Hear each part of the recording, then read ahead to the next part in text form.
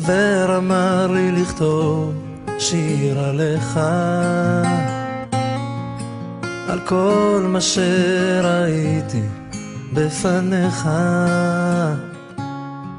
על השלווה ללא מילים, הניחוחות והצלילים, הכל היה כל כך יפה בעיניך. אבא, זוכר את השבילים לבית הספר,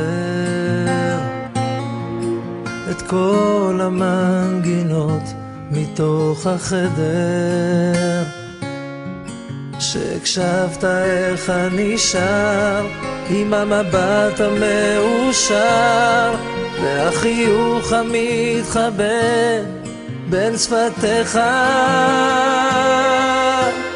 אבא, על הדרכים שכה אהבת לטפח, אני הלכתי וניסיתי לנצח, ולא תמיד הבנתי איך, כי לא הכל הולך. אני שונה ממך אבל מאוד כמוך.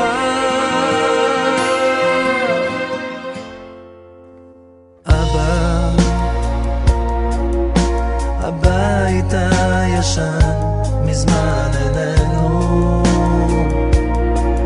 עברנו, התקדמנו, השתננו,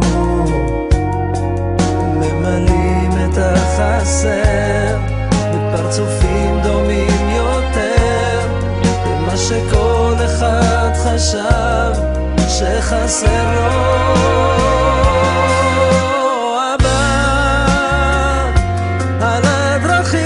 שכה אהבת לטפח,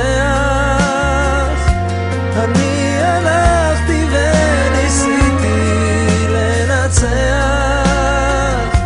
ולא תמיד הבנתי איך, כי לא הכל הולך. אני שונה ממך אבל מאוד כמוך.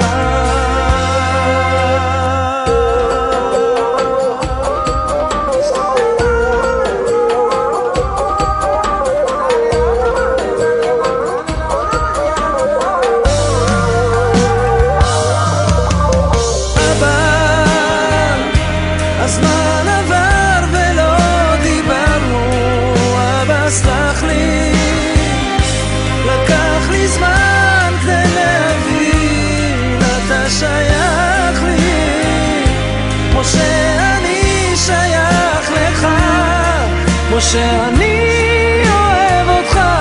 בוא לא נשמור בפנים יותר ונדבר. אבא, הגענו לזמן הזה. חבר אמר לי לכתוב שיר עליך. ולחיים לכולם, תודה רבה לכם.